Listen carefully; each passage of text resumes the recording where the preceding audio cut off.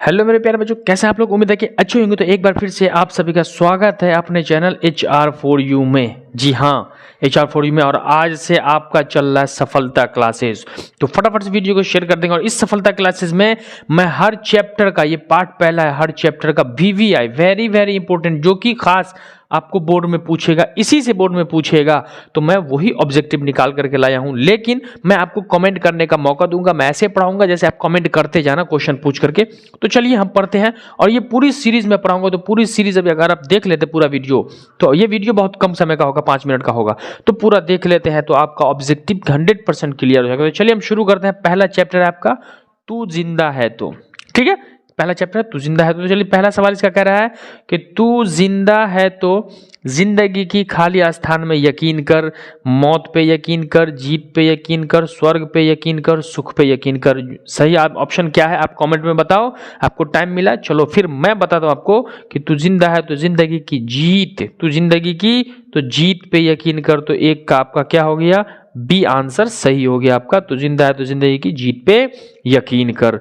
Next question आपका है, कवि किसको जमीन पर उतारने की बात करता है ना? कवि किसको जमीन पर उतारने की बात करता है? तो ऑप्शन ए है आपका चांद, बी है तारा, सी है स्वर्ग और डी कह रहा है नर्क। तो फटाक से आप कमेंट में बताएं कि इसका सही ऑप्शन क्या होगा। चलिए अब मैं बता देता हूं, कवि जो है वो स्वर्ग को जमीन पर उतारने की बात करता है, तो आपका 2 का सी हो जाएगा स्वर्ग। चलिए क्वेश्चन नंबर 3 आपका कह रहा है, फटाफट आप लोग आप कमेंट तो करेंगे ही करेंगे, ताकि मैं देखना चाहता हूं इस सीरीज जो शुरू हुआ इसमें कमेंट सबसे अच्छा किसका होता है। नेक्स्ट कह रहा है, कभी तो होगी इस चमन पे भी खाली स्थान की नजर। ऑप्शन ए बहार, चांद, भगवान या बहार। तो आप कमेंट में बताइए क्या होगा इसका सही आंसर, फिर मैं बताऊंगा। तो चलिए मैं बताता हूं, कभी तो होगी इस चमन पे भी बहार की नजर। तो इसका ऑप्शन हो जाएगा डी। क्या हो जाएगा? डी, बहार की नजर। नेक्स्ट क्वेश्चन आपका कह रहा है क्वेश्चन नंबर 4। क्वेश्चन नंबर 4 आपका क्या कह रहा है कि जमीन कैसे गा रही है? तो ऑप्शन ए है नाच नाच कर, बी झूम झूम कर, सी कूद कूद कर और डी कोई नहीं। चलिए कमेंट कीजिए आप फटाक से, कमेंट में बताइए सही आंसर क्या होगा। मैं बता रहा हूं, कब से गा रही है जमीन? झूम झूम कर। तो इसका ऑप्शन आपका हो जाएगा बी। जमीन कैसे गा रही है? तो झूम झूम कर गा रही है। ठीक है, नेक्स्ट 5 नंबर सवाल आपका कह रहा है कि हजार भेष धर के आई खाली स्थान तेरे द्वार पर। ऑप्शन ए कह रहा है स्वर्ग, ऑप्शन बी कह रहा है मौत, ऑप्शन सी कह रहा है जीत, ऑप्शन डी कह रहा है पड़ी। तो फटाक से आप कमेंट में बताएंगे कि क्या ऑप्शन सही होगा। चलिए मैं बता देता हूं, हजार भेष धर के आई मौत तेरे द्वार पर। तो इसका बी हो जाएगा ऑप्शन। क्लियर है, इसका ऑप्शन बी हो जाएगा। आप लोग कमेंट करते रहे फटाफट से, क्योंकि ये सीरीज आप ज्वाइन कर चुके हैं तो मैं पहले बता दूं कि क्यों पड़े हो चक्कर में कोई नहीं है। टक्कर में आपके टक्कर में कोई नहीं होगा, आपका 100 में 100 मार्क्स जरूर आएगा। नेक्स्ट क्वेश्चन 6 की तरफ हम देखते हैं। अगला क्वेश्चन कह रहा है, नई सुबह के संग मिले तुझे नई खाली स्थान। नई सुबह के संग क्या मिलती है? नस्ल, फसल, उम्र या कोई नहीं। तो ऑप्शन कमेंट में आप बताएंगे फटाक से कि क्या होगा। तो चलिए कमेंट का मैं ऑप्शन आपको समय दे रहा हूं, तो अब मैं जवाब बताऊं, नई सुबह के संग मिले सदा तुझे नई उम्र। तो इसका सी हो जाएगा। ऑप्शन क्या हो जाएगा? सी हो जाएगा। आपको 6 का सी हो जाएगा। नेक्स्ट है आपका क्वेश्चन नंबर 7। 7 कह रहा है, हमारे कारवां को किसका इंतजार है? हमारे कारवां को किसका इंतजार है? तो पहला ए महफिलों का, मंजिलों का, सी कह रहा है स्वर्ग का और डी कह रहा है सभी का। तो राइट ऑप्शन जो है वो आप कमेंट में बताइए। चलिए टिक टिक टिक टिक। अब मैं बता रहा हूं कि हमारे कारवां को किसका इंतजार है? तो मंजिलों का। तो आपका ऑप्शन क्या हो गया? बी। क्या हो गया? 7 का बी हो गया। हमारे कारवां को मंजिलों का इंतजार है। नेक्स्ट कह रहा है आपका डी, कह रहा है कि जमी के पेट में क्या पली है? ऑप्शन ए कह रहा है अगन, बी भूकंप, सी तूफान और डी पानी। तो चलिए ऑप्शन कमेंट में आप बताइए। चलिए मैं बता रहा हूं, जमी के पेट में पली है अगन। तो आपका ए हो जाएगा। 8 का क्या हो जाएगा? ए हो जाएगा आपका।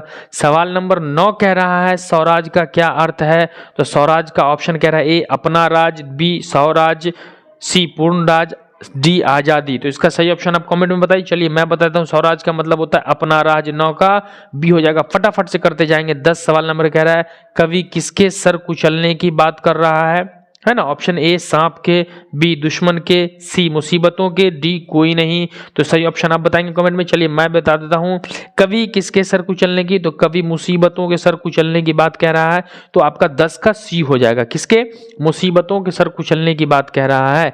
अब आपका क्वेश्चन नंबर 11 कह रहा है कवि कैसा महल गिरने की बात कर रहा है। ऑप्शन ए सुंदर महल, बी जुल्म के महल, सी ताजमहल, डी इनमें कोई नहीं। ऑप्शन आप कमेंट में बताइए। चलिए मैं बता देता हूं, कवि कह रहा है कि गिरेंगे जुल्म के महल। कैसा महल गिरने की बात कर रहा है?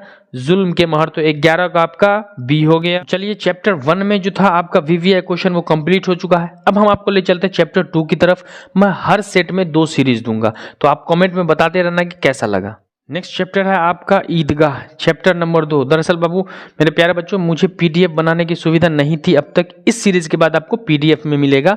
पीडीएफ में वीवीआई क्वेश्चन निकाला हूं, तो इसमें आपको प्लीज आप लोग इसी में पढ़ लें। नेक्स्ट क्वेश्चन में वीवीआई जो है वो पीडीएफ में देने वाला हूं। एक सवाल कह रहा है रमजान के कितने रोजों के बाद ईद आती है? रमजान के कितने रोजों के बाद ईद आती है? ऑप्शन ए 28 रोजों के बाद, बी 29 रोजों के बाद, सी 30 रोजों के बाद, डी इनमें कोई नहीं। तो चलिए कमेंट में आप बताइए। चलिए अब मैं बता देता हूं, सी 30 रोजों के बाद, रमजान के 30 रोजों के बाद ईद आती है। सवाल नंबर 2 कह रहा है महमूद के पास कितने पैसे थे, है ना।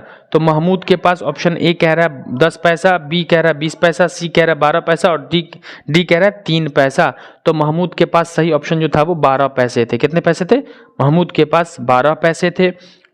3 नंबर क्वेश्चन कह रहा है कि मोहसिन के पास कितना पैसा था। मोहसिन के पास कितना पैसा था? तो चलिए फर्स्ट ऑप्शन ए कह रहा है 18 पैसा, बी कह रहा है 30 पैसा, सी कह रहा है 15 पैसा और डी कह रहा है इनमें कोई नहीं। तो चलिए राइट आंसर आप कमेंट में बताइए। चलिए मैं बताऊं 15 पैसा। मोहसिन के पास कितना पैसा था? 15 पैसा था मोहसिन के पास। अगला है क्वेश्चन नंबर 4, हामिद की आयु क्या थी, यानी हामिद कितने साल का था? ऑप्शन ए 4-5 साल का, बी 5-6 साल का, सी 7-8 साल का, डी इनमें कोई नहीं। तो सही ऑप्शन आपका हो जाएगा ए, यानी हामिद जो था वो 4-5 साल का गरीब सूरत लड़का था। क्लियर है। सवाल नंबर 5 कह रहा है हामिद के पिता की मौत कैसे हुई? ऑप्शन ए कैंसर से, ऑप्शन बी हैजे से, सी बुखार से, डी कोरोना से। तो इसमें जो है वो हामिद के पिता की मौत जो होती है वो हैजे से हो जाती है। ऑप्शन बी हो जाएगा आपका। सवाल नंबर 6 कह रहा है अब हामिद किसके साथ रहता था? ऑप्शन ए बूढ़ी दादी, है ना, बूढ़ी नानी, बूढ़े दादा या सभी, किसके साथ रहता था? तो अब हामिद जो था वो अपनी बूढ़ी दादी के साथ, तो ऑप्शन ए हो जाएगा, बूढ़ी दादी के साथ रहता था। क्वेश्चन नंबर 7 कह रहा है आपका ईद के दिन कौन उदास थी? ईद के दिन कौन उदास थी? Option A Hamid, B Mahmood, C Amina, D इनमें कोई नहीं। तो सही ऑप्शन आप कमेंट में बताइए। चलिए मैं बता देता हूं, अब ईद के दिन जो थी वो अमीना उदास थी। क्लियर है। तो 7 का सी हो गया आपका। 8 कह रहा है गांव से ईदगाह की दूरी क्या थी? गांव से ईदगाह की दूरी क्या थी? तो ऑप्शन ए है 5 कोस, ऑप्शन बी 4 कोस, ऑप्शन सी 3 कोस और ऑप्शन डी 1 कोस। तो आप कमेंट में फटक से बताएं, मैं इसलिए टाइम दे रहा हूं क्या होगा। तो चलिए मैं बताता हूं 3 कोस। गांव से ईदगाह की दूरी कितनी थी? 3 कोस is the right answer. 9 number सवाल कह रहा है ईदगाह के पास कौन सा वृक्ष था? ऑप्शन ए आम का, ऑप्शन बी नीम का, ऑप्शन सी इमली का या डी सभी का। तो कमेंट में आप बताइए। चलिए मैं बताता हूँ, ईदगाह के पास जो था वो इमली का पेड़ था। ईदगाह के पास कौन सा वृक्ष था? इमली का पेड़ था। क्वेश्चन नंबर 10 कह रहा है नमाज खत्म होने के बाद सब क्या कर रहे थे, है ना। नमाज खत्म होने के बाद ए मिठाई खा रहे थे, बी गले मिल रहे थे, सी सोच रहे थे, डी सभी। तो सही ऑप्शन आप कमेंट में बताइए। चलिए मैं बता देता हूँ, गले मिल रहे थे। नमाज पढ़ने के बाद लोग खुश होते हैं तो गले ही मिलते हैं। सवाल नंबर 11 यानी इस चैप्टर का लास्ट सवाल कह रहा है खिलौना किस चीज से बना था? खिलौना जो था वो किस चीज से बना था? तो ए लोहे के, बी प्लास्टिक के, सी मिट्टी के और डी इनमें कोई नहीं। तो आपका सही ऑप्शन हो जाएगा मिट्टी के। खिलौने किस चीज के बने थे? मिट्टी के बने थे। सवाल नंबर 12 कह रहा है कौन कौन से खिलौने दुकान पर थे? ए सिपाही, बी गुजरिया, सी वकील, डी सभी। तो इसका सही ऑप्शन हो जाएगा आपका बी, डी जो है वो सभी, सिपाही गुजरिया वकील सब थे। क्वेश्चन नंबर 13 कह रहा है मोहसिन को कौन सा खिलौना पसंद था? तो इसमें आप कमेंट में पहला ए देखिए ऑप्शन भिश्ती, बी वकील, सी गुजरिया, डी इनमें कोई नहीं। तो मोहसिन को जो था वो भिश्ती पसंद था। क्या था? भिश्ती। ए हो जाएगा आपका। 13 का ए हो जाएगा। 14 कह रहा है हामिद कौन सी वस्तु खरीदता है? जी हाँ दोस्तों, कमेंट में बताएंगे आप कि हामिद कौन। ए चिमटा, बी वकील, सी पुस्तक, डी सिपाही। तो हामिद को क्या पसंद था? हामिद को चिमटा पसंद था, चिमटा खरीदता है हामिद। और लास्ट क्वेश्चन आपका कह रहा है रुस्तम हिंद किसे कहा गया है, यानी रुस्तम हिंद किसे कहा गया है। ऑप्शन ए आपका वकील, ऑप्शन बी चिमटा, ऑप्शन सी तोता और ऑप्शन डी आपका कह रहा है हामिद को, यानी किसको रुस्तम हिंद कहा गया है। तो 4 ऑप्शन आपके पास है, इस ऑप्शन में कमेंट में मैं खाली छोड़ देता हूं, इसका आंसर मैं नहीं बताता हूं, कमेंट में आप बताएंगे। और बताइए कि ये सीरीज सफलता क्लासेस का सीरीज कैसा लगा आपको। यदि अच्छा लगा तो कमेंट में बताइए कि सर ये सीरीज चलाइए, ये ऑब्जेक्टिव सब्जेक्टिव 5 नंबर 2 नंबर सबका चलेगा। और वीडियो को ज़्यादा से ज़्यादा शेयर कर दीजिए और अच्छा लगा तो कमेंट प्लीज़ जरूर कीजिएगा, बहुत मेहनत से वीडियो बनाता हूँ। तो दीजिए अपने आसान सर को इजाजत, मिलते हैं नए और लेटेस्ट वीडियो के, तब तक के लिए जय हिंद।